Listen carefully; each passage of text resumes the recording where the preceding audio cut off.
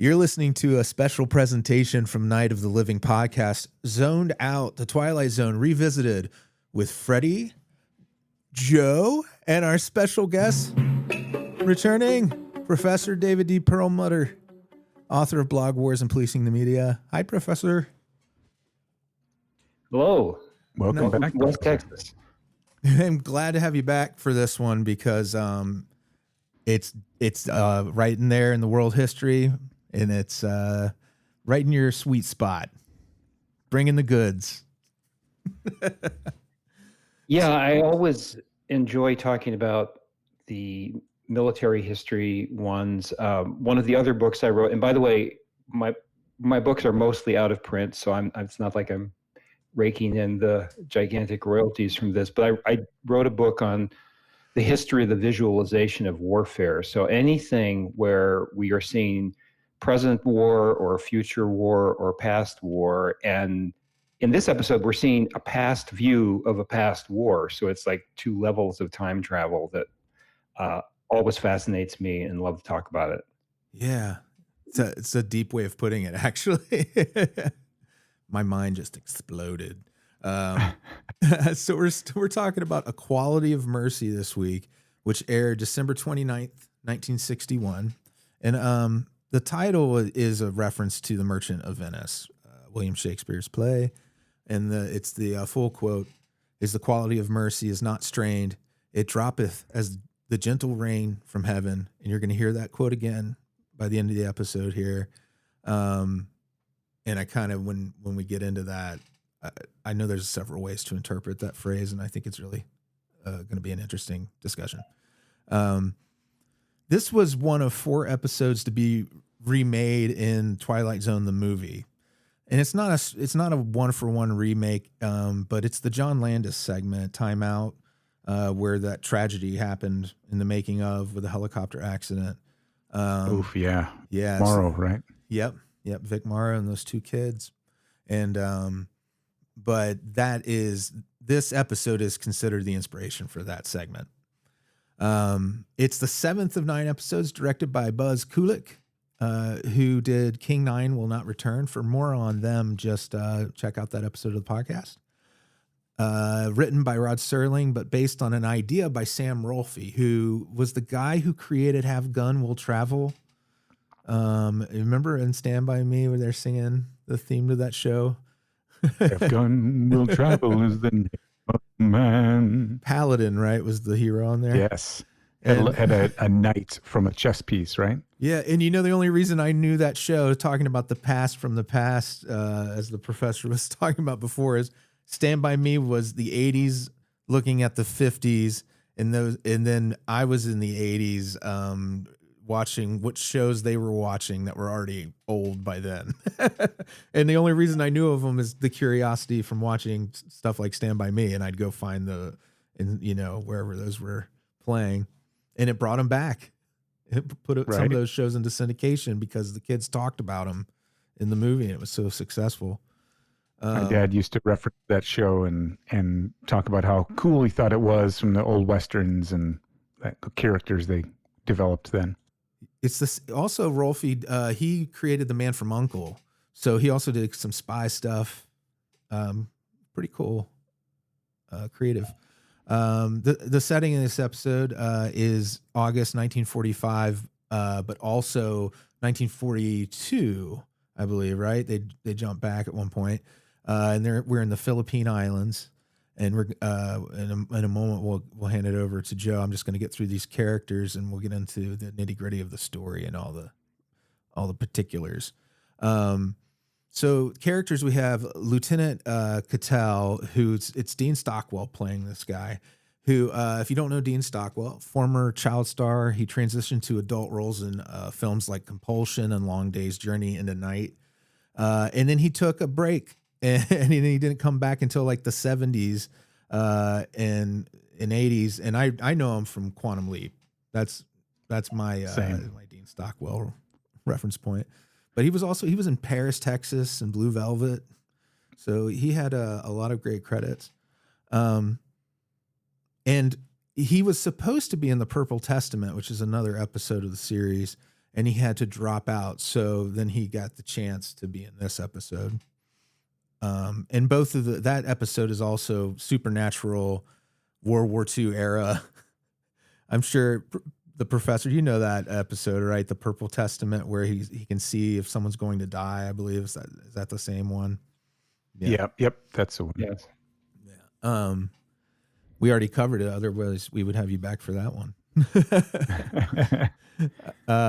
And they also have William Shakespeare credits or quotes in the titles of each of them too, which is interesting. He's going to come back in the 1989 reboot of the Twilight Zone as Martin Decker in Room 2426. Then we have Sergeant Carasano. We know this fella because he was the executed man in Execution, who time travels back to hang out with the professor from Gilligan's Island in the future. Yes. Real spittle riddled performance he gave in that. Desperate, sweaty. In this, he's much more heroic, kind of a grizzled, seen it all soldier. We have Andrew Watkins. This is the only appearance by Rayford Barnes. He was known for the Wild Bunch, mostly. We have Hanachek. Ralph Votrian is the actor, or Votrian. That guy worked for 7 decades in radio and television, and then movies, of course.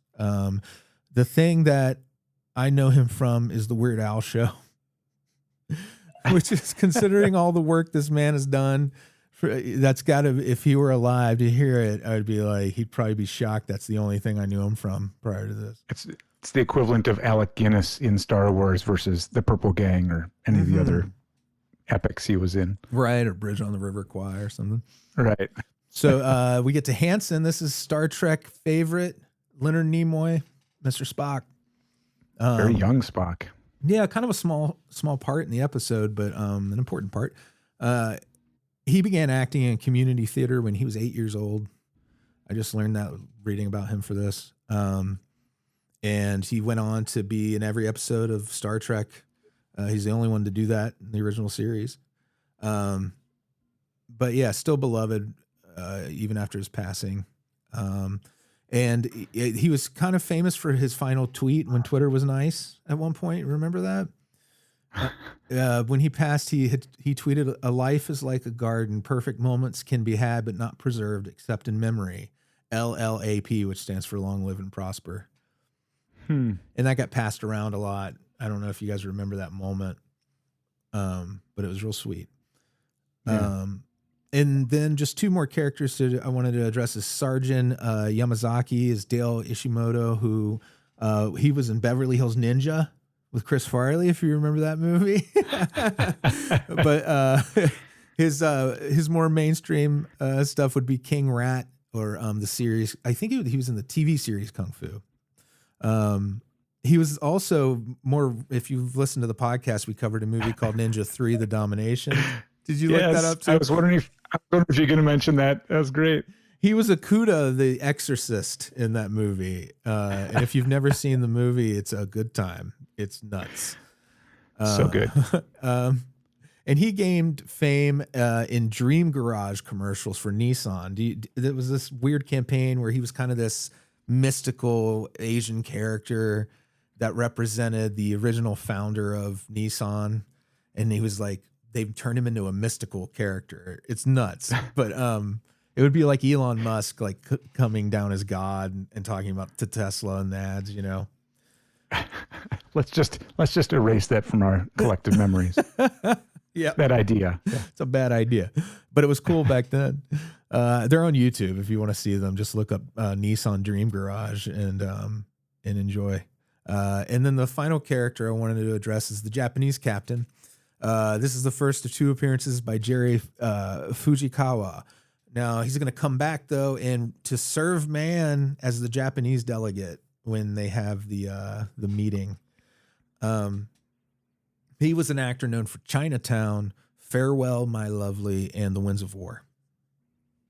And what I want to do now, since I took 10 minutes just getting through the tech stuff, I want to pass it over to you guys for some story. Awesome. Professor, is there anything you want to kind of kick us off before we kind of get into the meat of the story about anything, the setting or any themes that you want to address up front? Yeah, I, as we've discussed before, you never watch the same TV show or movie or play the same video game twice, that you're always coming back with things that you've learned or ideas in your life that change. Other movies, the fact you know the ending of this one. And I watched this like at 4 points in my life, including just recently before this episode to refresh my memory. But so my father was a World War II veteran, and he was in the Navy, and he was in the Atlantic. And we watched this, and he had a very interesting reaction, and I'll bring it in later. But I was watching it in the 1980s when the image of Japan had really almost completely revised, right? America had gone through in the 20th century maybe 5 different Japans. Japan started out maybe, especially in World War I, where Japan was allied with the United States. Japan had been this self-isolating country and then decided to go full tilt modernization to become the equivalent of a European empire, and had defeated famously Korea and Russia and China in several wars. And so they had fought their way to build an empire and also rival. The United States saw, even before World War II, saw our main rival in the Pacific was Japan. So Japan was a superpower, a regional superpower, but it was a superpower. And pretty much American defense policy in the 1930s in the Pacific was like, what do we do if we have a war with Japan? There wasn't anyone else, we were thinking of having fighting. Russians weren't relevant in the Pacific, and China wasn't relevant with the Navy. And so then came the attack on Pearl Harbor. And this gets to this episode because Rod Serling, of course, was a World War II veteran, and he's bringing that in. He's also addressing an audience where a huge number of people watching the show in 1960 plus are going to be either veterans or related to a veteran.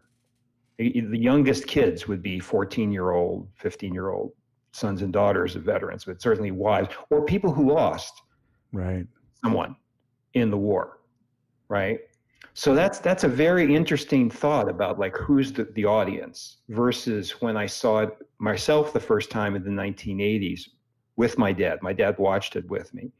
And then I saw it again because I wanted to use some excerpts of it through the 90s and 2000s, using some clips in class to maybe the grandchildren of World War II era people, to today, where we're getting to the great-grandchildren and beyond of World War II veterans. So I'm just always interested in how the view of an event, this gigantic apocalypse of World War II, and also like peoples and nations like Japan versus the United States change over time. And this episode is really just a great lens that helps us see sort of one or because Rod Serling is it's interesting, he always uses Shakespeare because Shakespeare has been described as the most comprehensive writer in the English language. That is, you can read Shakespeare and endlessly argue about like, wait a minute, was this person supposed to be heroic or is this the villain?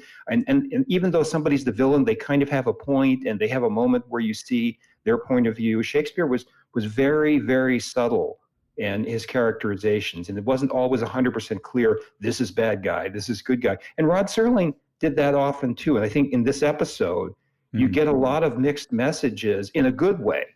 And so please, let's talk about it. Yeah, great. Another way of putting it is there ain't no good guy, there ain't no bad guy. There's just you and me, and we just disagree. What's that from? It's a song. I would have to Google it. I can't remember. I think it's King Lear, but yeah. Yeah, it's King Lear for sure. King Lear or King Diamond, one of the two. Yeah. So it's funny when you mention the different areas of Japan. One of my favorite historical podcasters, we don't get any kickback from this, but just to promote, Dan Carlin talks about the Japanese as just like everyone else, only more so, which always really stuck in my head as a great kind of thought exercise of what does that really mean. And so as we get to the episode starting, we open on the kind of rumble of artillery explosions in the distance. And for the first time, might be the first time I've ever seen this, there's a date kind of superimposed on the screen of August 6th, 1945, as we kind of pan down in this jungle scene. We see a World War II soldier looking at something through binoculars, and we see that it's the entrance to a cave that's being shelled and with artillery. And there's a soldier on a military radio. It's got one of the handsets, which you don't see anymore. You don't see those in houses either, but it looks like what an old telephone would be. And he's talking to the receiver, and he relays the message to the other soldier that's looking through binoculars that the shot was short by 50 yards again. And it's Leonard Nimoy, which, again, charming for those who grew up with Star Trek, the original series, or any Star Trek. And he's being told, the person on the radio is being told that's as far as they can shoot. So it's the limit of what they can reach.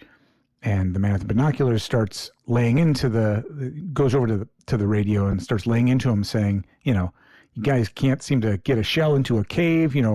Is it against your religion to hit accurately, and all these kind of dry comments. There's a lot of that kind of those clever word plays in here of sarcasm, but I think that's very good, or very typical of Serling to kind of toss that in. And war movies in general. Take totally. That one scene there for a moment. Yeah. Historical context here, but also I think something that Serling was dealing with when he was writing this. So we're going to talk a little bit about, and I believe that's what Dan Carlin was alluding to. One of the stereotypes that came up during the war, which is one of those stereotypes where it's true, but you have to look at it through the lens of complexity, was Japanese fanaticism. Mm-hmm. Because again, if you were, say, the wife of a U.S. Marine, and you were reading newspapers and listening to the radio and watching movie reels about the war in the Pacific, you would read about the United States. At first, we have this catastrophe of Pearl Harbor, but not as much damage to the actual U.S.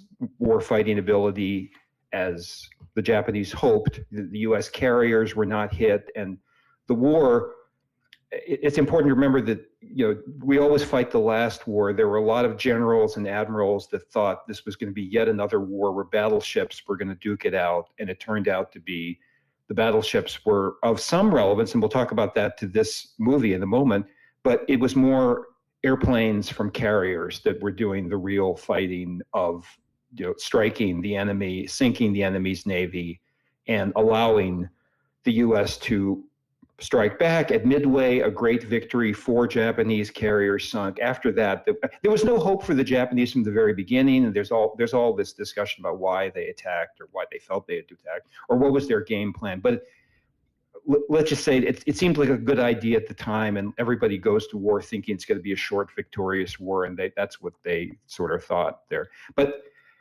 Japan did get this reputation for having these fanatical troops, and the quantities, the numbers game, the metrics seem to bear that out. If you looked at a lot of the island battles, which this isn't set in the Philippines in 1945, MacArthur famously returns, General MacArthur, who was commander of the U.S. forces in the Philippines when the Philippines are overrun by the Japanese in 1942, says, I will return. He does return. The Philippines are retaken at incredible cost, hundreds of thousands of lives, Filipinos, Japanese, Americans. It's a bloodbath, but it's a bloodbath magnified from all those small islands that are very famous too, Peleliu and Tarawa and Okinawa and Iwo Jima, where as almost always happened, the U.S. came along with mighty battleships and overwhelming air power and bombed the Japanese. This is where the mortar is sort of like a metaphor, right? It's like the Japanese were bombed and bombed and bombed, and almost every time the U.S. would go like, okay, nobody could be left alive on this island. And the Marines and other units of U.S. Army landed, and the combat was just unbelievably ferocious. The Japanese had, with varying levels of skill, dug themselves in very deeply and had to be rooted out, one cave and one foxhole, one bunker at a time.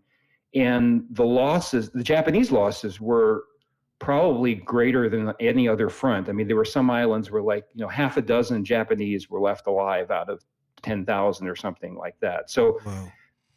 If you were a Marine, or if you were the sister and daughter of a Marine back in San Francisco, you would have quite legitimately say, yeah, wow, those Japanese are just fanatical, tenacious fighters. Then the kamikazes came along. There's something to talk about there. But basically, if you were Rod Serling writing this episode, the picture that the audience would have in their head in the early 1960s was the Japanese were just the most fanatical, ruthless enemy America ever faced. I mean, like eclipsing the Germans in fanaticism there. And it was borne out on metrics. Now, a lot of the scholarship talks about it being complicated. Like a lot of Japanese soldiers didn't necessarily, wake up in the morning saying, I'm going to die for the emperor today. A lot of them were forced to, Right. by sort of peer pressure and an officer class that was probably much more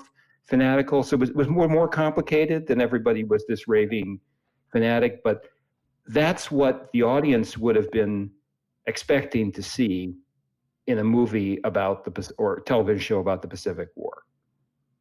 And that makes a lot of sense. I remember conversations on a personal level. I mean, even as a kid in junior high, I remember a teacher who was a history teacher telling me about their I think it was their father, who couldn't interact with people who were Japanese in a day-to-day context because the intensity of that hatred, of that ferociousness, of the animosity was so intense that he went to the hospital and had to have a blood draw, and he had to ask for a different nurse because he didn't feel he could control his anger.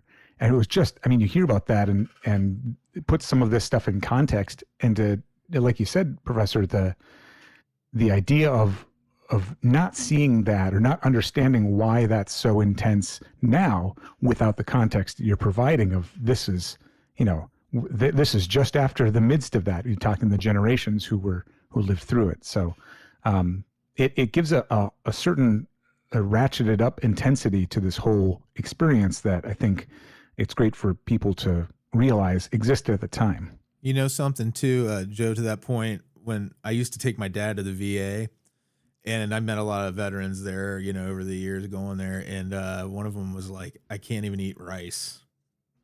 Couldn't stand the sight, smell of rice, anything with rice because of his experiences in Asia. At first, I kind of laughed. I would laugh. It was my first instinct because it sounds like a joke. Yeah. It's look, we live in a world where obviously you just have to look at the headlines. There are hatreds that run deep, and there are hatreds that run long, right? I mean, there are people who are angry about what happened in 1214. Right. I mean, history. There's always American. I'm going to defend America now, so I hope this isn't too controversial. But like, America is often accused of not having as great a historical memory as other countries. But you could flip that and say, traditionally, Americans haven't had historical hatreds like you find in many other countries, where there's a sense of like, you wronged us 700 years ago, and now is our opportunity to get our revenge. We're just not that old. We're celebrating 250 years, right? We're just not that old as a country. And obviously, like the image of but yeah, 1960s, there would have been a substantial portion of the audience. I think in one survey during World War II, 42% of Americans thought the Japanese people would need to be wiped out. There was a famous comment by an American admiral when he saw Pearl Harbor. He said, by the time this war is over, the Japanese language will only be spoken of in hell. Yikes. And after the island fighting, it didn't make it any better. Right. So many Marine, by the time the Philippines came around in 1945, everybody on the American side would have lost somebody, a buddy, a comrade, or have heard of somebody. And they would have heard of, which did happen, Japanese pretending to surrender, but still, having a grenade or shooting or something like that. And again, it didn't happen all the time, but I knew a lot of veterans of my dad's age. And again, he had a different experience, but I knew a lot of veterans who they couldn't forgive and forget. And I can understand that. Yeah. I'll play the counterpoint to your defense and say that, it's easier to not feel wronged when we're the ones doing the wronging, but that's a whole other debate for another day. So going back to the episode, so he does, and I'm going to mention this now just to kind of set the air clear for it. There's several uses of a racial slur. We consider a racial slur now. At the time, it was kind of commonplace and not thought much of. I'm only going to say it once, the way it was spoken, which is Jap.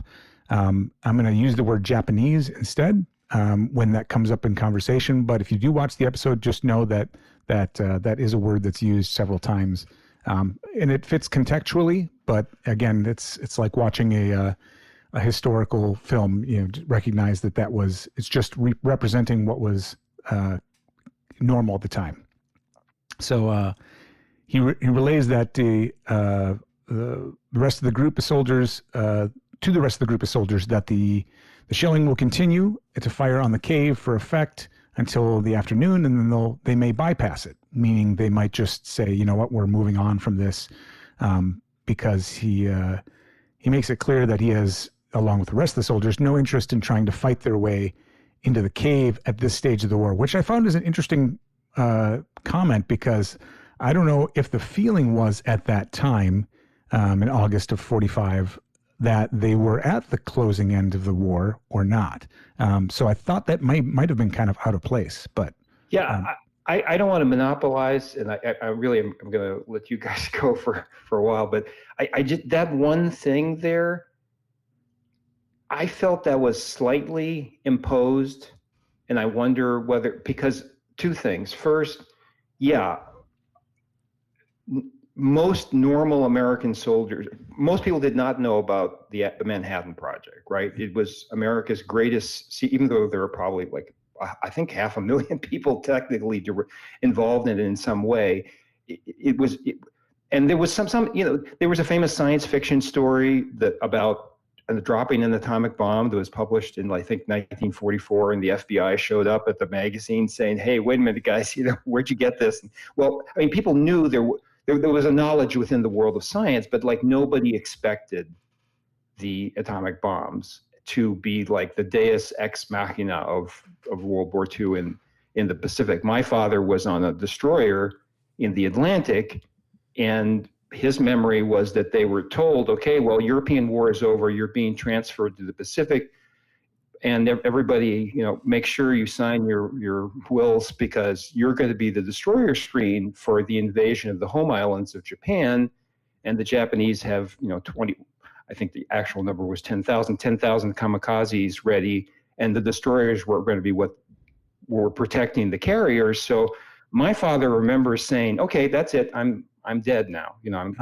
We're all dead men floating here in this destroyer when we go to the Pacific. So there was really a sense that like the war was going to go on for 6 months, and these incredibly bloody struggles on these islands were just a prelude. Where I feel a little bit like Serling, I don't know whether another line of dialogue would have helped. The problem with the alternative of just leaving them in the cave and moving on was that the Japanese were very effective at guerrilla tactics. And even in these islands where the island was declared secure, or like the Japanese were defeated, there were still Japanese in caves and underground complexes who were coming out at night to try to take food, but also killing American soldiers. So it wasn't as simple as like, well, let's just leave them in the cave and the war will be over pretty soon. Right. So that's one thing where I felt that the choices weren't as clear as maybe the episode. But maybe you guys are much younger. Maybe you saw something that I didn't in that.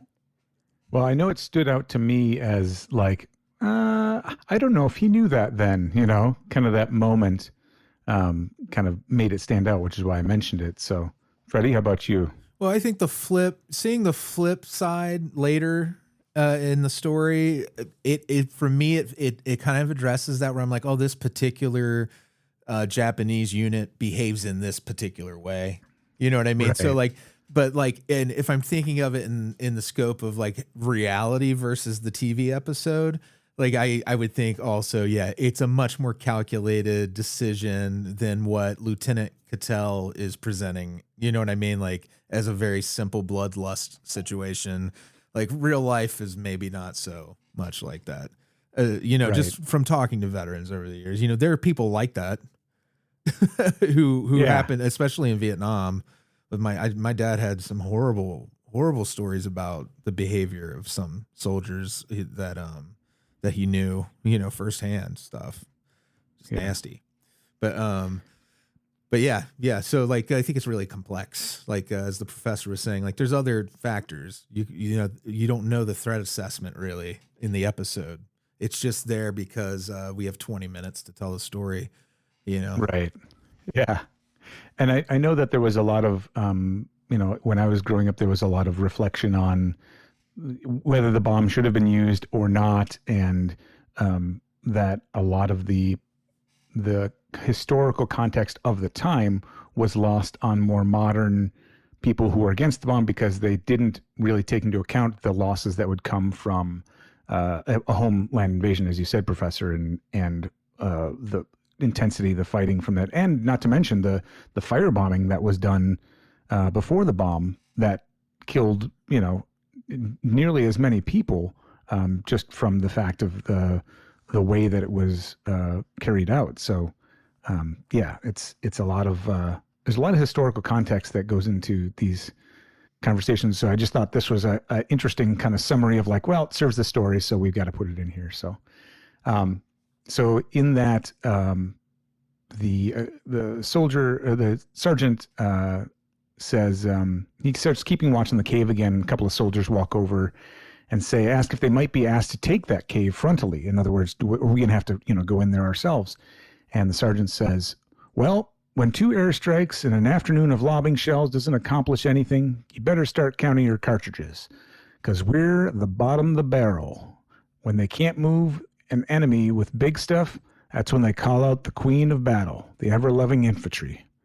The soldier says, well, what do you think? A month? More? Less?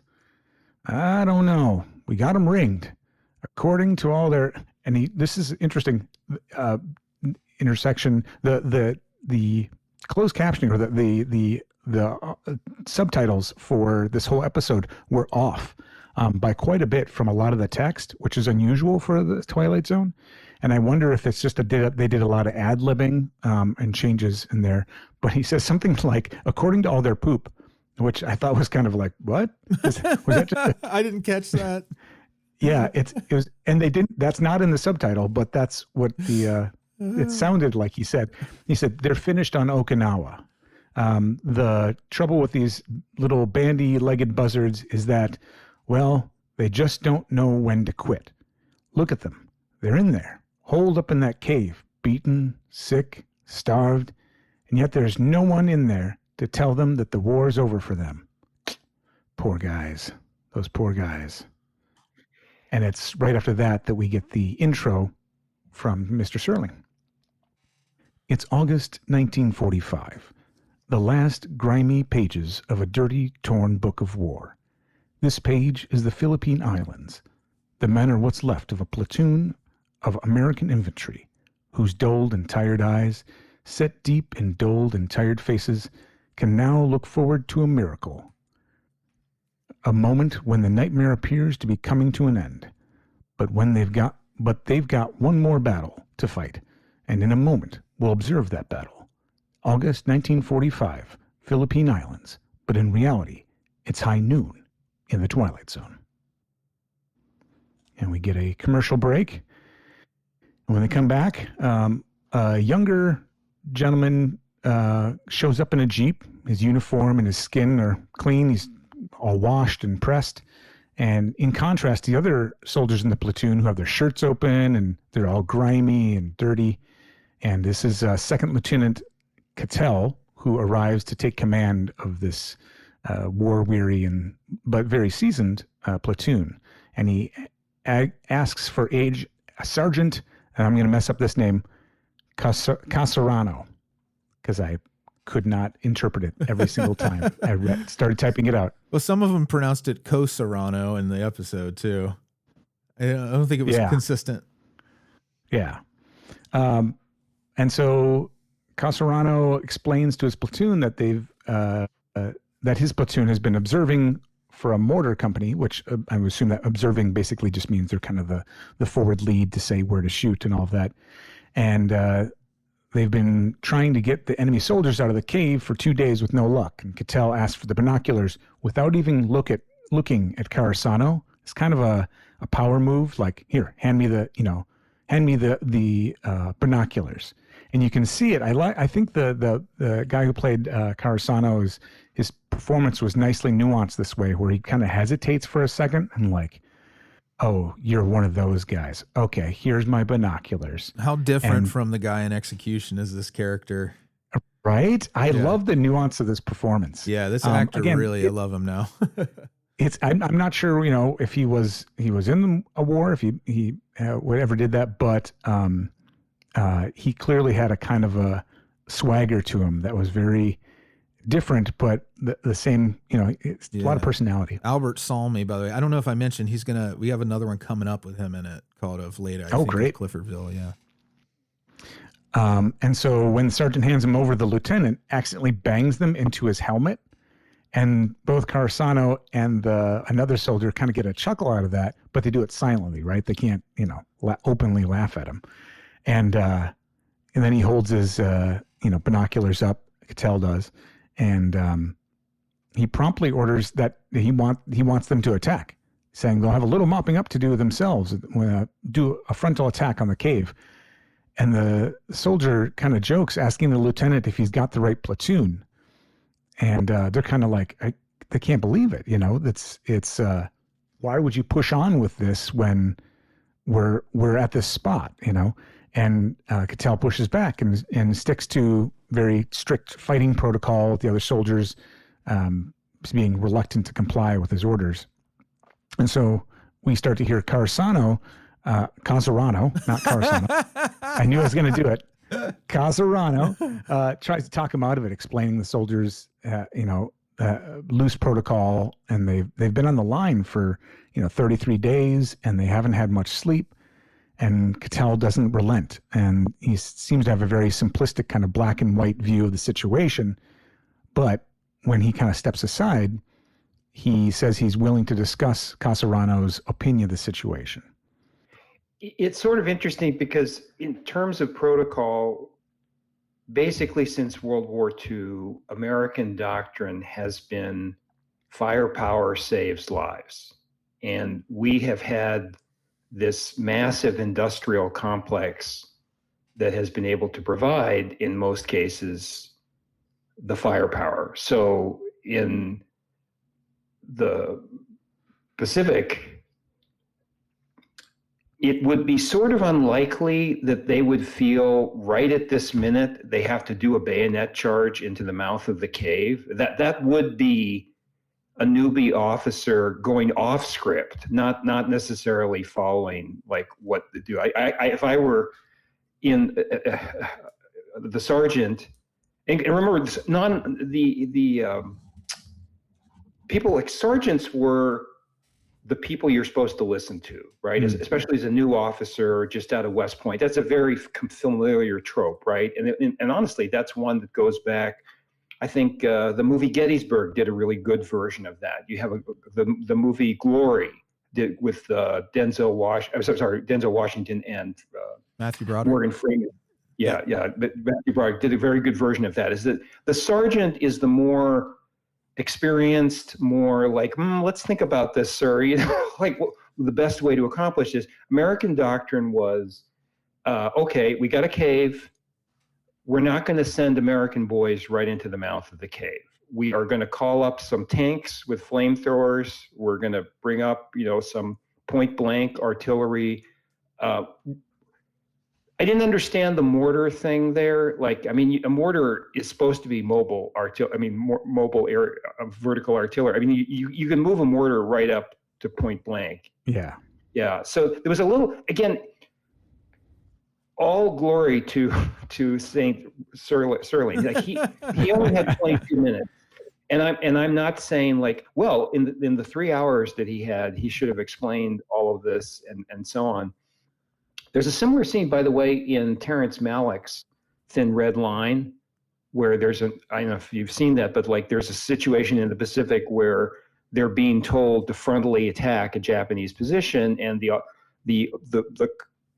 good-hearted officer there is saying, we can figure out, we can, outflank them or something like this. So the officer is in a strange position here that a lot of young officers were in 1945, which was the war was going to end. The war in Europe had ended just a few months before. And so this was their last opportunity to distinguish themselves. And so that was part of what he was thinking, but he is not following doctrine if he's going to order a bayonet charge into that cave. So the sergeant is militarily correct as well as probably morally and ethically correct.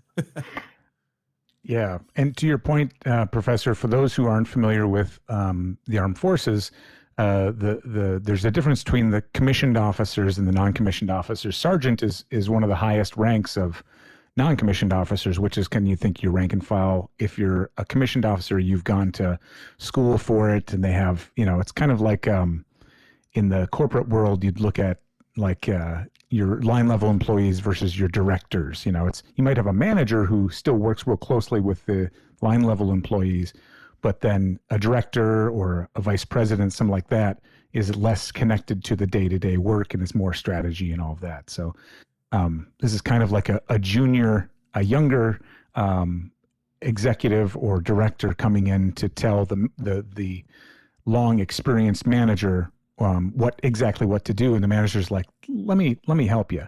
And it's really a good interplay of those two kind of characters. The story is designed to kind of support that, and so Cattell essentially pushes back. The officer says, we're going to stick to this. You're going to do what I say, and you're going to do it when I say it. And Casarano tries to talk him out of it, and giving a little bit more context to the situation. Then when he says they kind of step aside, and Cattell says he's willing to listen to Casarano's opinion. Casarano starts explaining that the first thing Cattell should do is remove his officer markings, because from his helmet and from his collar, because the Japanese are tough and smart, and they've lost the last 3 platoon officers because they made slight hand motions with their hands for commands. And that's what the Japanese soldiers look for, the guy in command. And Cattell very, tersely says, well, I intended to remove the insignias. And then he asks about attacking the cave. And so there's a few more segments like this where I captured some dialogue, which I think really serves it well. Just to repeat, Casarano says, well, maybe we'll have it to do it eventually, but the war isn't going to end before dinner time. I say we sit on it the rest of the day and see what some 105s can do. I'm assuming that's some larger artillery shells. The 105 was exactly what they would, pull up and blast in there. It was a sort of signature American weapon of, saving men. So, like, again, there's a doctrine to follow here. Yeah. It's a good one. Yeah. And Cattell says, even to his credit, says, maybe you're right, but it strikes me we could move in there and wipe them out inside of an hour, get in close enough to lob grenades and pulverize them. And this is where you start to see that the dynamic between them, where Casarano says, Lieutenant, how long have you been out here? And Cattell says, what's that got to do with it? Casarano says, well, not a heck of a lot, I suppose, but you talk like it's a football game. And this is no football game, Lieutenant. It's one long, hard gut ache with a lot of torn up, mangled guys. And it's going to take a long time for us to forget it. You have to remember, Lieutenant, you haven't been shot at yet. And you haven't shot anybody either. And Cattell responds back, you got here ahead of me, Sergeant. I'll concede you that. But when it comes to killing Japanese, I think you'll find me a pretty efficient officer. So he's definitely not relenting at all. And Cattell, who's intent on proving himself and is earning his rank, stands firm on his orders, and he starts berating the platoon for their lack of enthusiasm. No sleep or no guts, which is it? You tired of killing Japanese? Is that it? Or have you just got no stomach for it? And one of the other soldiers, who he's kind of being berated by Cattell, says, Lieutenant, we're about 24 months up on you, and we've seen enough dead men to last us for the rest of our lives. The rest of our lives, Lieutenant, and then some. Now, you got a big yen to do some killing? Okay, we'll do some killing for you, but don't ask us to stand up and cheer. Which I think really captures that. I love that bit of dialogue. Yeah. So the lieutenant kind of walks off in a huff and returns to watching the shelling of the cave through the binoculars. And sometime later in the evening, the soldiers are all putting mud on their faces to keep from being seen too easily in the moonlight. And Cattell asks Casarano if the flamethrowers have arrived yet. And Casarano says they have, which again, you talk about putting yourself in a situation where you're really getting up close and personal. Flamethrowers are about as awful as I can imagine a weapon being in person-to-person combat. Yeah, pretty horrifying stuff. Yeah. And Cattell says that he thinks they can move in after the next barrage and get within 50 yards of the opening. And again, this is nighttime. And as they continue to make preparations, Cattell boasts to Casarano how he'll have to move fast to keep up with Cattell. And then he says, I'm not your cup of tea, am I, Sergeant? And Casarano says, well, you got a little bit too much vinegar for me, Lieutenant. And he moves closer, kind of in, says, look, we could bypass them. There aren't 20 Japanese in there, and they're sick and half-starved. And Cattell says, but they're Japanese. Casarano says, they're men, Lieutenant. And Cattell says, you've got a funny group here, Sergeant, and you're the oddball of the bunch. You'll forgive me an observation. If I had to size you up, I'd say you've either got battle fatigue or you're chicken. Casarano says, well, maybe neither and maybe a little bit of both. I don't know. But the way I size you up, and then he kind of cuts himself off because he realizes he's about to tear into a superior. And he kind of walks off, and Cattell says, go ahead, Sergeant. How do you size me up? And this is where it really gets laid out. Casarano says, all right, you're a pea-green shavetail just fresh from some campus. You're afraid you won't bag your limit, or worse, all shook up because somebody might spot you as a Johnny-come-lately instead of a killer of men. And Cattell says, I think that ought to do it. Casarano says, you asked me, Lieutenant, you're going to get it. You want to prove your manhood, but it's a little late in the day, and there aren't many choices left as to how to do it. It all boiled down to that lousy cave full of sick, pitiful, half-dead losers and a platoon of dirty, tired men that have their craw full of this war. Cattell says, in retort, you're a lousy soldier, Casarano, and that goes for the rest of these poor, sad, sensitive, sick boys you want to eat a bottle feed. Did somebody forget to tell you that when you fight a war, and you kill until you're ordered to stop killing? And Casarano says, all right, I got your message, Lieutenant. He walks off, and you think maybe it's over, but then he slams his helmet down, and it's like that was that took me off guard. Like I was like, whoa, that was intense. And he whips around and he goes, the miserable fact being that there's always someone like you that sneaks in before they close the door to grind an axe before he gives the final order. What's your pleasure, Lieutenant? How many men have to die before you're satisfied?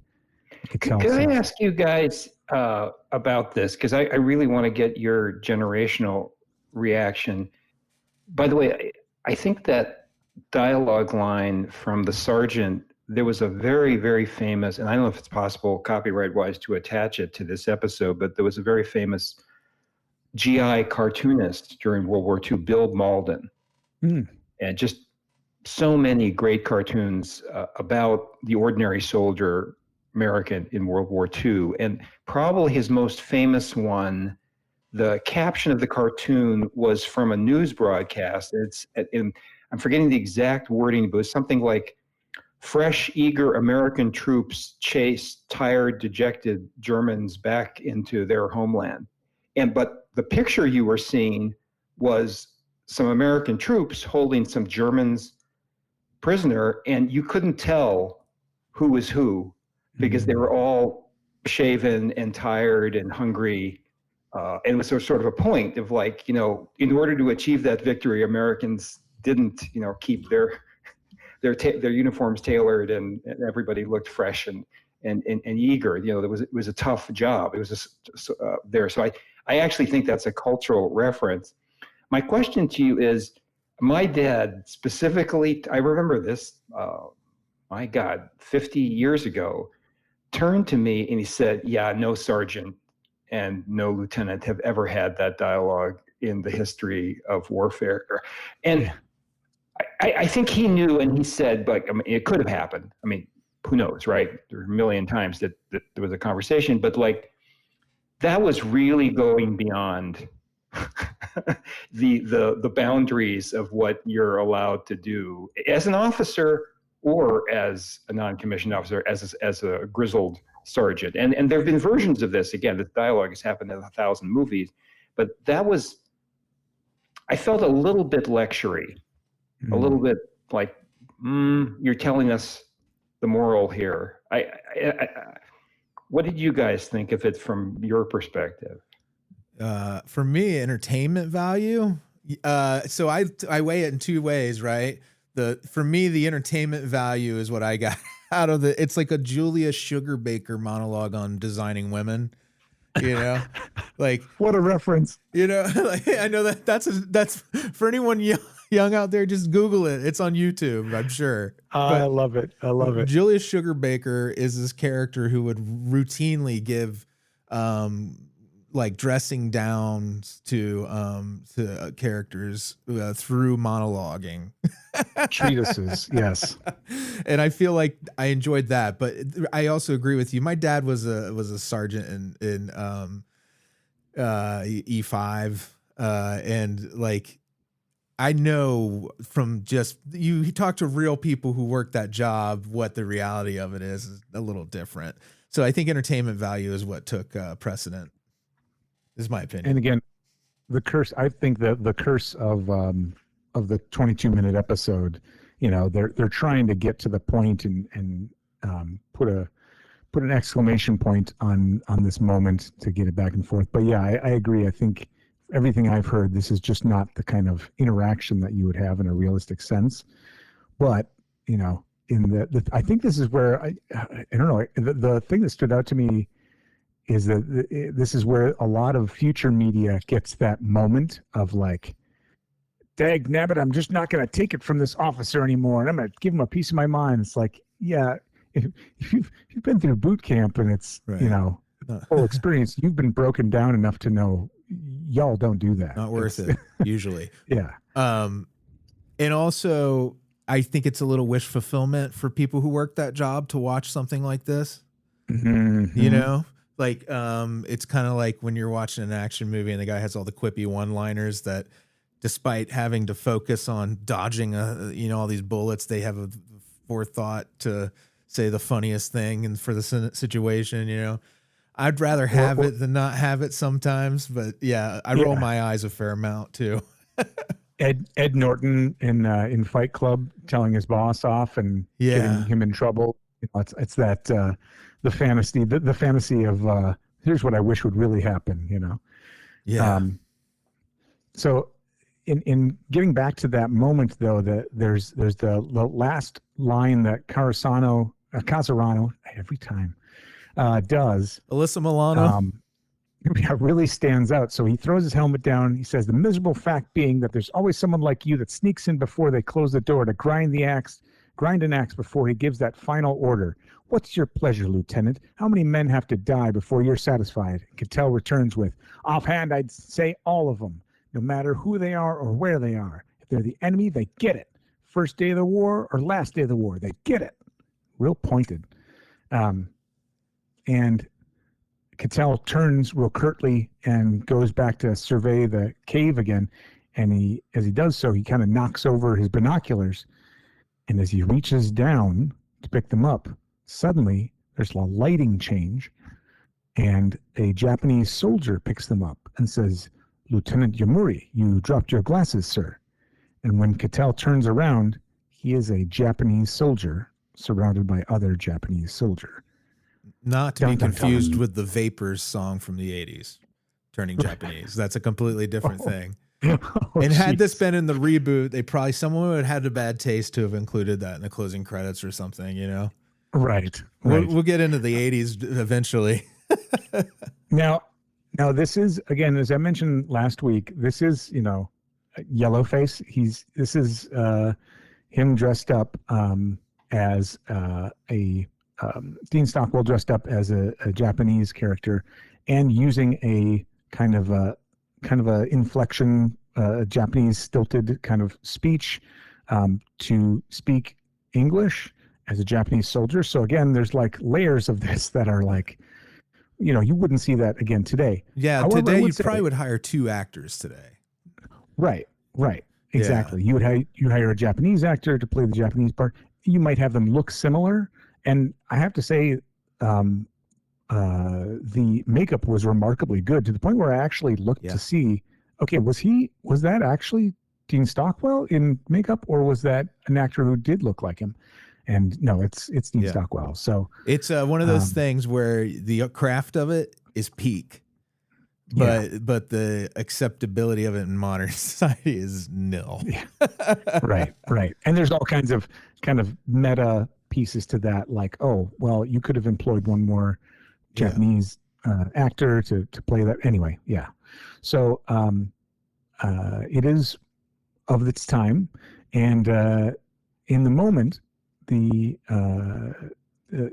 Yamuri drops the binoculars and runs off, and he takes off away from these Japanese soldiers because, again, in the mind of the viewer, he's an American who was suddenly surrounded by Japanese soldiers. He doesn't know why, but he was. And he takes off running, and it turns out to be running in the direction of the cave the Americans were shelling earlier. And as he gets in front of that cave, a American soldier appears at the mouth of the cave and sprays machine gun fire at him. And all of a sudden, from behind Yamori, there are more Japanese soldiers returning fire to the cave from a machine gun nest. And Yamori looks over to see some equipment labeled Corregidor, and that's a dun dun dun moment, and we go to a commercial break. So one of the things I was curious about, Professor, if you had any kind of insight into why Corregidor, and was there any significance to that specifically in the war as to like make that a stunning moment? Yeah, so maybe I should have expanded the perspective at the very beginning. Rod Serling served in the 11th Airborne Division, which fought in the Philippines. Mm-hmm. And when I say fought, like had a whole, there are entire books written about their actions. They rescued American soldiers, they landed, they fought in numerous bloody battles. So he was up close and personal. I mean, I'm sure when he was like the set there, he was probably giving advice on what the cave should look like. So he had very close there. Corregidor, I guess you could almost say it was the Alamo of the Pacific for the United States. So December 7th, 1941, the Japanese bombed Pearl Harbor. What's less remembered is very soon afterwards, they bombed the other centers of American military forces in the Pacific, especially in the Philippines. And very controversially, they catch the Philippine detachments by surprise, which shouldn't have happened. MacArthur is head of the U.S. troops in the Philippines, and the Japanese invade the Philippines and systematically drive the Americans into the sea or capture them. And Corregidor was a great fortress on, like the Alamo, that fell.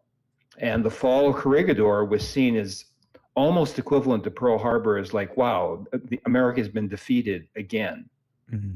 You know, sort of a high point. And you can go online and see all these pictures of Japanese soldiers doing the banzai salute, you know, after the fall of Corregidor, and mass surrender of American troops, which had not happened really since the Civil War at that scale. So as MacArthur is pulled out of the Philippines on a submarine by President Roosevelt, who never forgave MacArthur for losing. I mean, again, lots of books on this topic, but like many people blame MacArthur for not being prepared, for not, you know, fighting effectively, but he became the symbol of American resistance, and so they pulled him out. His troops were left, but they pulled him out, and then he led part of the American effort, and his fixation was to return to the Philippines. So that's where the controversy was, because that cave aside, there are people, or historians argue today, why did we bother with reconquering the Philippines? Mm-hmm. They were not as vital for an invasion of Japan or the atomic bombs. Or there, again, Dan Carlin has and probably can do 50 episodes on this. But Corregidor, remember Corregidor. And then there was the Bataan Death March. Part of the great criminality of World War II, the Japanese army and the government, was the severe mistreatment and murder of many captured soldiers of all. I mean, captured Chinese soldiers, captured American soldiers, and that was also part of the existential hatred, especially as that became more well known as the war progressed. And so, yeah, remember Corregidor. That if I had to pick a place to suddenly put, you know, the Twilight Zone transferred person, that's where you'd put him, Corregidor. It's interesting, and I appreciate that context, because I saw it and I thought, oh, I'm based on this, the way they're showing it, I would bet that that's something important, but I had no context for that because I've never even heard it before watching this episode. So it's interesting how some of those pieces get kind of lost to time. So as we come back from commercial break, Yamori returns to the group of Japanese soldiers who are preparing an assault on a group of wounded U.S. infantry soldiers who are holed up in the cave. So that's you're turning the tables. And Yamori starts asking questions of the sergeant who was there, explains that in some conversation, and Yamori is just stunned, right? Explains the date is May 4th, 1942. So it's a shift in time. And it clearly, as you just pointed out, Professor, this is it. We're now having this is the time when the Japanese were in their force, in their power, and cornering the Americans. And so that's an additional turn of the tables. And Yamori stumbles to the ground in disbelief that this is what's going on and this is where he is. And he's confronted by the captain of the Japanese troops. And he kind of continues to protest in disbelief, like, I'm not Yamori. He's like, and then he kind of stops. And he realizes, I think it just kind of comes to his senses where he is, what's happening. And he's like, I have to do something, his head kind of clicks. And I was curious if the two of you had any opinions or thoughts about what happens in that moment where he just kind of his mindset changes, and all of a sudden he stands up and he apologizes to the captain and basically says, I had a fever and I'm fine now. And the captain's like, okay, then you'll take your team and you'll lead the assault, and here's how it's going to happen. They can do a frontal assault in 5 minutes, and then he explains the attack plan and then goes to observe the cave. So, do you all have any thoughts on what happened there? Like, why he reacted the way he did? Well, I think, like, for me, the way I read it is that there is a real Yumuri, and that he and Cattell have kind of blended into one person, just as the thought experiment of understanding what's happening there. Because he's a little too easy to pass, and so quickly. And again, and I think that's because of the time frame that story has to be told in, but right. Leaving that unexplained, but also making him confident enough to kind of be like, oh, okay, maybe he truly understands the perspective. There has to be some real Yumuri in him. You know what I mean? Yeah. Yeah. I'm trying to think of movies and television shows, video games, where there's sort of a body transfer without warning. And sometimes we're told or we see that the person has the memories, has the personality. They're sharing the same brain, like a lot of parasites taking over, humans type of thing. I'm reminded of Get Out by Jordan Peele's Get Out with body theft. The characters get the brains getting transported into other people's bodies. Yeah, and then sometimes, and I was just watching Mickey 17. The transfer is like 100%. You just have. Mickey 17 is the 17th version of Mickey, so it's like one person's brain being transferred into a new body with all the old memories. I honestly felt, again, the tyranny of the 22 minutes. Maybe we can use that concept. But from what we're told at first and what we're seeing at first, he has no sensibilities of like memory of like, I was growing up in Japan and my Japanese wife and my children and the picture of the emperor or something like that. He's just literally a brain in a new body. And so that flip, I don't think I would be as quick to, I'm in a new body. I've watched a lot of Twilight Zone episodes. This goes back to the discussion we've had before about when a lot of movies that are about zombies or time travel or whatever have to have built in that nobody's ever heard of the concept of zombies or time travel or Groundhog Day ever before in order for the plot to move forward. And there's been a couple of fun exceptions to that, maybe in a future show. But here, I think they seem to want it both ways. I don't get it. Yeah. It just, the plot had to move forward. So there we go. Right. So in serving that plot, he kind of resets himself, and then the Japanese sergeant kind of comes up to Yumuri and Yumuri starts asking him some more questions. And, so who did you say were in that cave? Americans. And you think they're wounded? Yes. And so Yumuri starts arguing with the captain again. And again, I think this is one of those cases where they're trying to show the flip of the lieutenant and sergeant in the American side, but I have to imagine, of what I know of the Japanese military, again, there wouldn't be this kind of protesting back and forth. So again, and again, that's the stereotype of the fanaticism that I've grown up with. So I don't have any actual knowledge on that. But the two of them start to have a dialogue where Yumuri's protesting, and it kind of starts to culminate. And Yumuri says, "But they're wounded, sir. They're wounded and beaten." And the captain says, "Lieutenant Yumuri, odd that you should require this reminder, but the comparative health and well-being of the enemy, his comfort or discomfort, the degree of his anguish or his incapacities, have no more bearing on a military action, a tactical move or decision of command than the fortunes of an anthill that you step on when we move out to attack.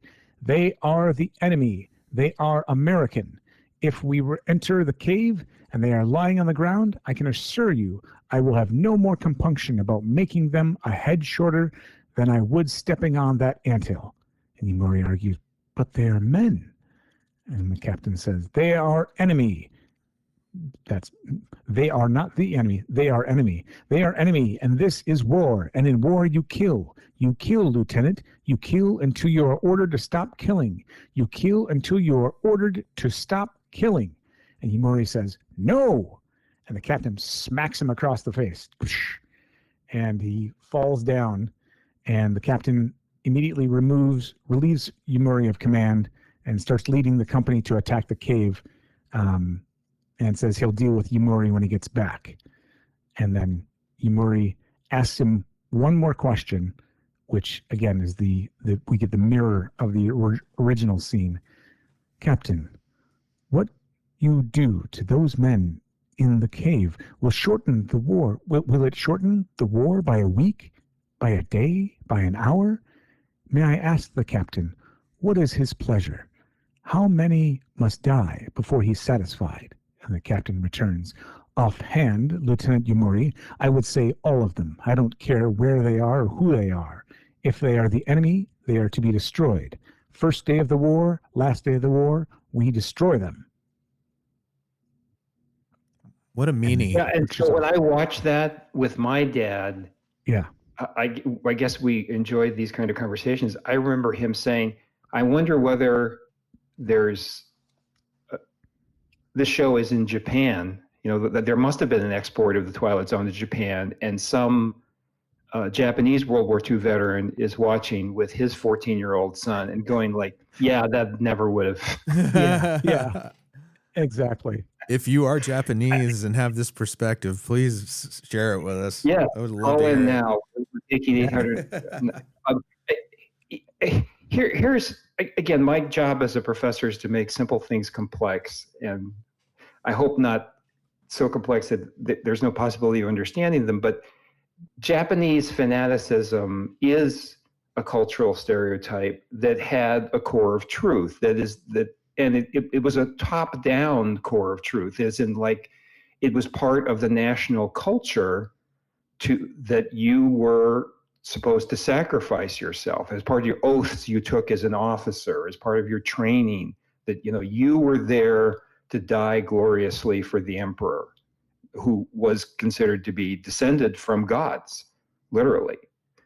And we can't say, but there have been some really good books on it. Let's put it this way: human beings are not ants. Mm-hmm. We have some pre-programming, but in the real world, the Japanese soldier was much more complex. And they were certainly Japanese soldiers, especially in the officer class, that believed that to their dying day. And in fact, it led to their dying day. And I want to give one example that I just recently wrote a little bit about on Reddit Asked Historians, and that's the kamikaze, right? If we think of any stereotype of like Japanese who are willing to die, for the emperor gloriously, it was the kamikazes, right? I mean, it's like the last stereotype that everybody agrees on. I've never, it's just not my area of research, but I recently came across about 2 or 3 months ago research that's been done apparently for 30 years and was known in Japan, but it's just one of those things that's on the internet as wrong and is only being corrected in the scholarship very recently in the West, which is that the kamikaze was complicated. Mm-hmm. The kamikaze program existed, and there definitely were Japanese pilots and Japanese midget submariners, and of course, if you called banzai charges kamikaze, there were a lot of Japanese who died the way they were supposed to, as ordered. But there were a lot who what are you talking about? I'm not going to do that. There were cases of kamikaze pilots strafing their own headquarters as they flew off because they were so furious. Wow. There was a whole school of Japanese officers that thought it was absolutely insane and a terrible military tactic. Again, just a lot of complexity, but like Japanese tactics evolved during the war, but they never really got off the banzai charge, which a lot of Japanese officers and more intelligent officers, like the very famous officer, who I'm blanking on his name now, but he died and disappeared at Iwo Jima. But if the Clint Eastwood movie, Letters from Iwo Jima, portrays this very well, is that he showed up and he said, our tactics are ridiculous and stupid. We're not going to charge the Americans and their 105 howitzers and their machine guns. We're going to dig in and make them come to us, and kill them, under heavy cover into a mountain. So there was a lot of debate within the Japanese military about whether the fanaticism was actually just terrible tactics that didn't really help the war effort. So that could be a discussion. But oh gosh, those poor wounded Americans, let's think about the humanity of it. I'm not sure that would have been necessarily a discussion. Yeah. I've heard a lot of reflection on the war in Europe as well, that, Hitler being a madman at the head of the German army, there are a lot of cases where his specific direction caused, there's lots of examples of it now, but where he caused the downfall of the military movement, because he did things that didn't make sense, by if he had let some of the commanders do that's what they do, that they would have a different outcome. It's just interesting to know that the corrupting influence of any leader can have has that effect on them, because you get that idea that you're infallible. You have some success and then victories, even as shocking and animalistic as the Nazis were, and he gets this idea that he's infallible. And anyway, so Yumori is kind of pushed past by the captain, and then Yumori kind of looks on and then reaches for his binoculars on the ground. And as he does, we get that same lighting change, and he finds him back as Cattell in 1945. And just as Cattell starts to explain what happens to Casarano's like, Are you ready, Captain? We're ready whenever you are for this duck shoot. He's still being, sarcastic, but again, going along with it. And all of a sudden, the platoon's radio person relays that there's been a bomb dropped on Japan. They want everyone to pull back. And they said some kind of big bomb, and they want everyone to pull back and see how Japan responds. And this is one of my other technical quips. There's a portion of like the soldiers all getting excited and yelling that they don't have to do. It's obviously dubbed over, and it's like they took a clip from a Wild West shooting match where they're like, yip yeah yee yeah yip yee yeah. It was just like, oh, that seems to fit the mood of. You could still do some yips and yowls, but that was tossed in.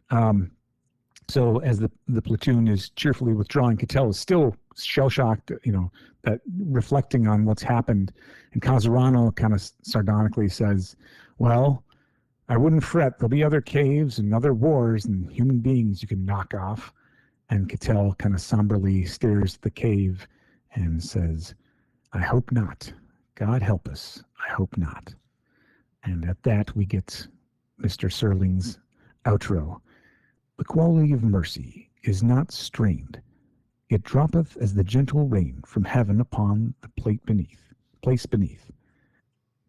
It blesseth him that gives and him that takes. Shakespeare, The Merchant of Venice, but applicable to any moment in time, to any group of soldiery, in any nation on the face of the earth, or, as in this case, in the Twilight Zone.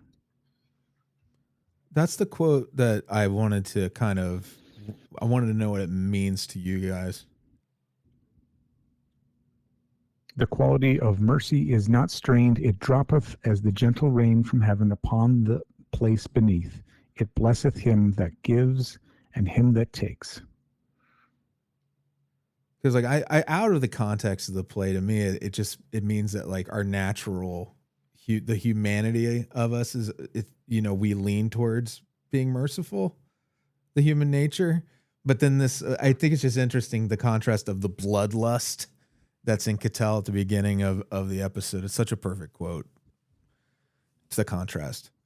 Because what is the real reality of, like, I think it speaks to what's the reality of human kindness. Yeah, I think the something about the title of the episode is A Quality of Mercy. The quote obviously is The Quality of Mercy. And I think I like just kind of what he's outlining there as the quality of mercy is not something that is forced. It's not like pushed.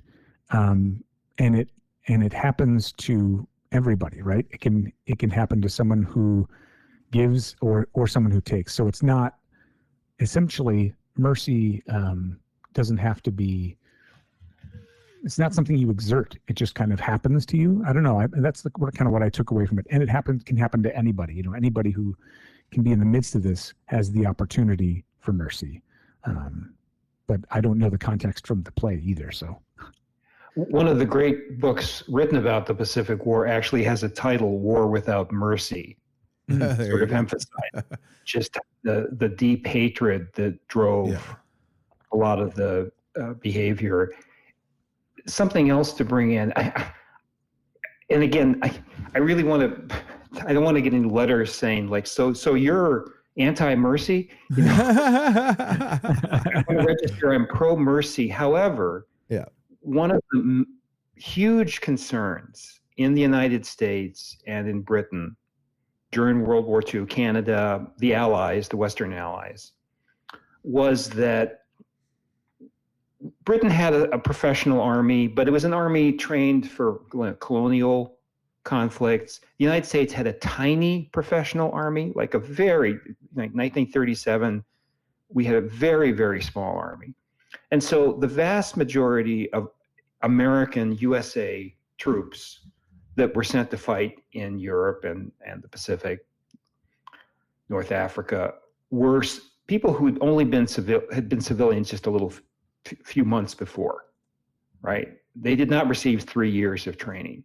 And the concern was that we were not fanatical enough, that the Japanese soldier had been raised from birth with a sort of militaristic look on being a child, like being trained, to be a soldier at 5 years old, that the German soldier had been in the Hitler Youth in 1933, while the American soldier had been in the Boy Scouts, right?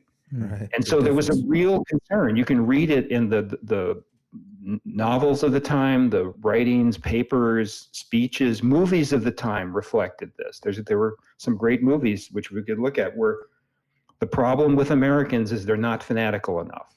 They're not willing to kill enough, and they're facing this enemy that has been trained from birth to be fanatical. And again, obviously that's wildly stereotyping, and no, human beings aren't just, again, that's what Shakespeare is very good at, is showing the complexity within the heart of any human. But it is interesting how the concern in 1942 was that, like, Americans are too merciful, and can we actually fight people who fight a war without mercy, a total war? Can Americans? There was a real concern. George Marshall, who was the head of the whole U.S. Army, there, the general in charge of everything, like the entire U.S. war effort, he famously said democracies can't fight 7 years wars. He was very concerned that war weariness and lack of fanaticism was going to be a real problem for the American soldier and the American public at home. Like how long were we going to put up with? The Japanese public could have put up with any privation, but could the American public put up with rations and shortages for 5-6 years if there was a long war? There's right? still a sentiment of that too. Like the paper tiger comments. I mean, I just didn't mean to interrupt you. Sorry. I just I just wanted to emphasize that this is a 1960s version of this, that it is important and it's wonderful. And this is a great episode. It raises so many important discussions. I think in 1942, the discussion would have been maybe headed and headlined a little bit differently. But that's the point of watching these things over time. Yeah, it's really thought-provoking, especially since we're in conflict already. Currently, it feels so current.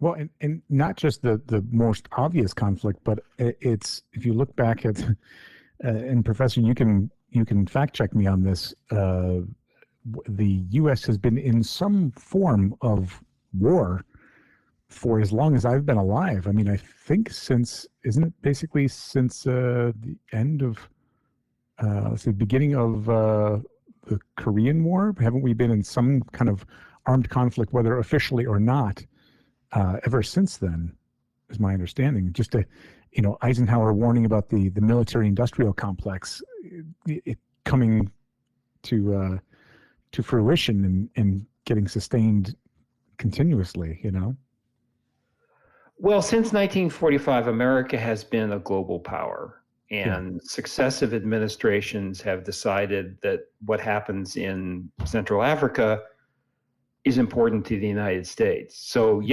we've had advisors here, and we've sold arms, and we've had American Expeditionary Forces advisor. I mean, we were one of only two global powers for a long time, and then you could argue today we're the sole global superpower. I mean, obviously China has a gigantic army, navy, and air force, but they can't project that to South Africa, or there, and a lot of the other former European nations. Germany just announced that they've started a major rebuilding program of their army, and there was a few humorous comments that their goal was by 2039 to have the strongest army in Europe. And a lot of people said, could you have picked 2040 or 2038? Just 39 seems a little bit there, but strangely specific. You go back 300 years, and America was not America didn't exist, but America for a long time was a regional North American power. Mm-hmm. And so, that's partly. I think this episode is a discussion of the Cold War, is like the responsibilities and how we weren't fighting. 62. I'm sorry. This episode was 62. 61. Near the end. 61. Okay. Yeah. 61. You're almost right by 3 days. So we're talking about Vietnam. In the earliest levels of American involvement during the Eisenhower administration, the French have withdrawn in disaster from Vietnam. They leave this split Vietnam there. Fighting is continuing. America under Eisenhower, sends advisors. Kennedy famously likes the idea of advisors plus special forces. He's not that excited about sending huge amount of troops. Kennedy is assassinated, Lyndon Johnson becomes president, and our commitments of large numbers of American troops fighting. Now, this is 2 years before that. Art Buchwald was a famous cartoonist, I think, for the International Herald Tribune, and he made a pretty famous quip. He said, I voted for Lyndon Johnson to, I forgot how he put it, but he said, to avoid getting involved in Vietnam, and then found that I had voted for getting involved in Vietnam. And so this was before America and Vietnam, but like America was all over the place, right? We had Berlin. The Berlin crisis was just recently. Kennedy flying to Berlin and saying, I'm a Berliner, Berlin blockade. People worried that there was going to be a nuclear war, Cuban Missile Crisis. Right. So like these issues were, even though there wasn't a hot war yet of hundreds of thousands of American soldiers shooting in anger, they were still there. I want to draw a connection redress something you mentioned earlier about our the number of military personnel and how large the military was before World War II. I found a statistical site. Thought this. I really didn't realize this. 1939. This, and again, this is Statista. It's a statistics site. Anyway, they, according to this, it says 1939, the U.S. had about a third of a million, about 334 million military personnel. By 1940, that number was up to 450,000. 1945, at the peak of our efforts in World War II, 12 million. Over 12 million military personnel. You think about what that kind of mobilization looks like, and that's a lot of people who suddenly have become soldiers, to your point earlier. So I wanted to highlight that statistically to give people some idea of the scope of that change. Bonkers stuff, man. What a different world. Yeah, just that we became... and then, shot back down after that in 1947, we're all the way down to, 1.5 million, but it kind of stays about that number from then on. So just wild. So the next episode after this was Nothing in the Dark, famously starring Robert Redford, which we'll get to. I also note, Freddie, I don't know if you saw this. There was an advertising council PSA after the episode, which I thought was charming. It's our population's expanding faster than our colleges. For more classrooms and finest professors, help the college of your choice. And had little higher education, keep it bright logo, which I thought was appropriate that we had the professor on today. Yeah, it's perfect. There was also a dish soap sponsorship. Oh, yeah. And on the Blu-ray, there was a commentary by Leonard Nimoy. So if you have the Blu-ray, check it out. It's pretty cool. That's great. Yeah. Yeah. And I'm stay after the break because Joe and I just decided to BS for a minute before we started recording. I'm going to throw it on after the break. Just some silly reflections on Masters of the Universe. Right. No spoilers. Thank you again, Professor. That's Professor David D. Perlmutter, Ph.D., author of Blogwars and Policing the Media, and Texan. It's a pleasure to have you on. Thank you so much. Thank you.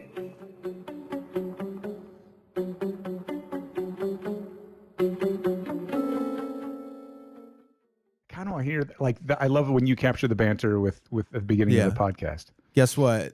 I am recording as of right now.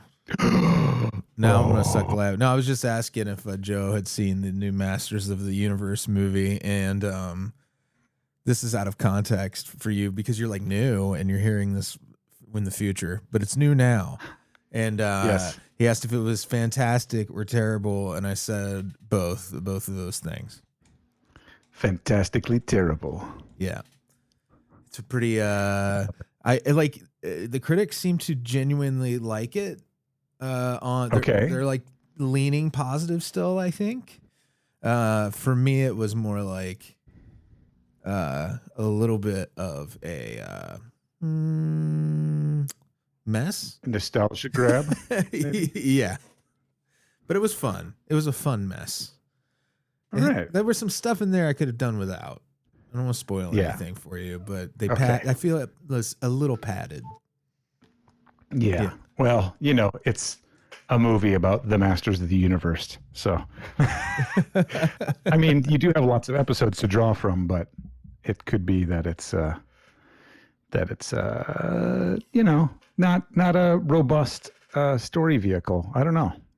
Yeah. Anyway, or maybe it's just so, yeah. I mean, I'm glad they made it. Bottom line, I guess. I'm glad it's there because to see the toys come to life is pretty amazing. And it tries to be the flip side to the Barbie movie. It addresses masculinity directly. Oh, okay. Yeah. Okay. So that's interesting. I wonder, how does it compare to the Dolph Lundgren version? You know how I'll be able to tell you more precisely how it compares once we've covered it, because it's one of the movies in the queue for the month for high fantasy theme. Yeah, Wow. I did see it not too terribly long ago, and I remember I like that movie. I think it's mostly pretty fun. I understand why it doesn't work. You know what I mean? Like when it came out, why it didn't work. I understand because they just went way over budget and everything else was against it, you know? And, man, you know, I missed Billy Barty, but I always miss Billy Barty. So what I got to tell you, as a kid, I remember originally watching that movie and being very disappointed that Orko wasn't in it.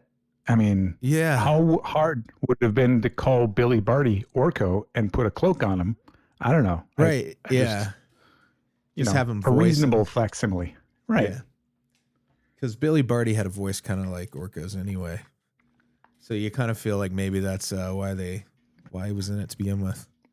Right. I kept thinking like, oh, is that no? They're calling him something else. What was it? What they had a crazy name too. What was it? Grunkle or something? Oh yeah, Grunkle. Close enough. It was something like that. You're very close. Yeah. So, I'm thinking I want more high fantasy movies, but I really would love something more like Conan the Barbarian. But actually Conan the Destroyer. I want something a little more campy than Conan. I want them to somebody to make another like Conan the Destroyer movie where it's kind of a little sleazy, little Wilt Chamberlain, little Olivia D'Abo in there. Yeah, you can make it. I love that movie. Like cast people who are like in the indie film scene who make like crime movies and stuff. That kind of people, like criminals, people who normally play like gangsters and criminals. That should be the central casting of a new high fantasy movie. Is people think Goodfellas, but putting them in swords and sandals. Well, it's kind of there's been some of those kind of sword and sandal type movies, but not quite the whole fantasy aspect of it. I mean, like I think back to again. Bear with me, listeners. What was the name of it now? Flesh and Blood. Yeah. That movie is kind of a lot. I haven't seen that. Oh, really? No, I don't think so. Rutger Hauer and Jennifer Jason Leigh. It's not for the faint of heart. It's got some very, problematic scenes. But it's interesting. I mean, it was engaging for what it was. And I don't know. I remember that movie distinctly because I watched it in my childhood and it had a big impact on me. It's called Flesh and Blood? Flesh and Blood. Flesh and Blood. Okay. Yeah. You know what? When you said the two of them together, I remembered what movie you were talking about, but I don't think I've ever actually seen it. And it's got a lot of, those, the characters from those types of movies. It's I can never remember the guy's name. He's got a real distinctive face because he usually plays the sleazy kind of crooked guy. I'll see if I can find his name in here, but it's an interesting movie done during like what we used to call the Dark Ages. But it's fun. Fun and problem. We got to let the professor in for the real show.